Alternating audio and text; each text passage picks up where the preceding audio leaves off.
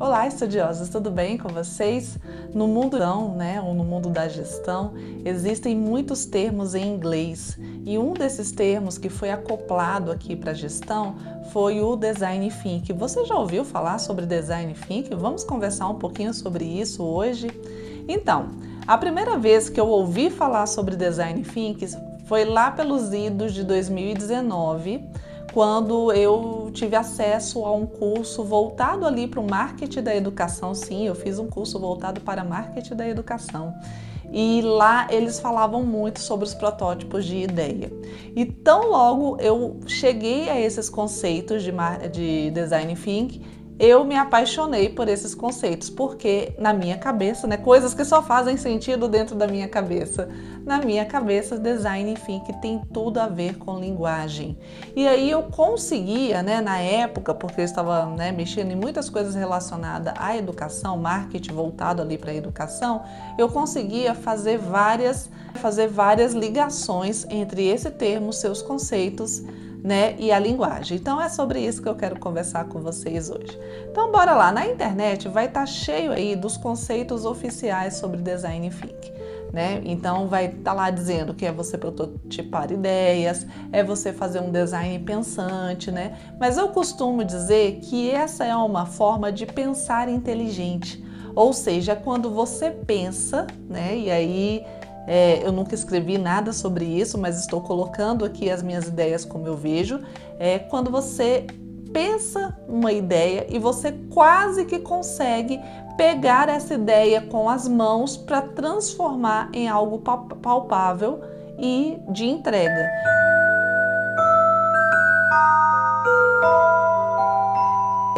Então, o Design Thinking ele vai te permitir colocar ali no papel aquela ideia, transformar aquela ideia num produto e entregar o resultado daquele produto.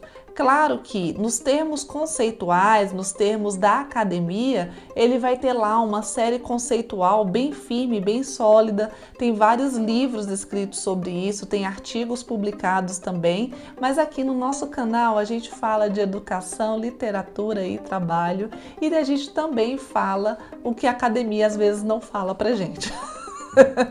Então a gente pega e traduz aquela linguagem tão brutalizada que às vezes tem ali na academia e que às vezes não chega da maneira como deveria para quem está ali na ponta. Então, traduzindo essa linguagem, o Design Thinking vai ser pegar aquela realidade, colocar aquela realidade no papel, naquela ideia e transformar aquela ideia num produto. Ou seja, você está conseguindo apalpar a sua ideia. Quem nunca teve esse sentimento de ter uma ideia, essa ideia ficar rondando aqui a tua cabeça e você ficar pensando como é que eu coloco isso em prática? Se eu pudesse puxar aqui essa ideia, se eu pudesse tocar essa ideia, como é que eu faria para transformar essa ideia?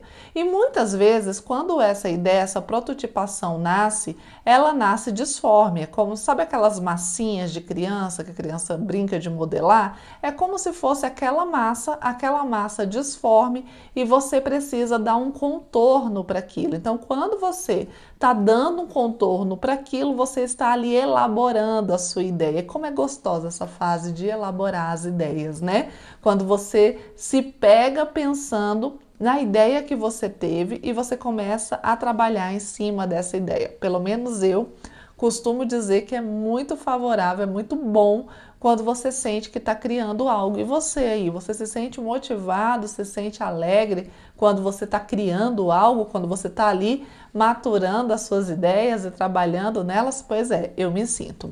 Então, David Keller e Tim Brown, quando pensaram aí, as questões relacionadas com o Design Thinking, eu acredito que eles estavam pensando maneiras de você conseguir, colocar essa ideia no papel. Além de você colocar essa ideia no papel, eles estavam pensando também uma forma de você chegar num produto dessa ideia. E aí, dentro dos conceitos de Design Thinking, existem vários estágios onde você passa ali na elaboração da ideia.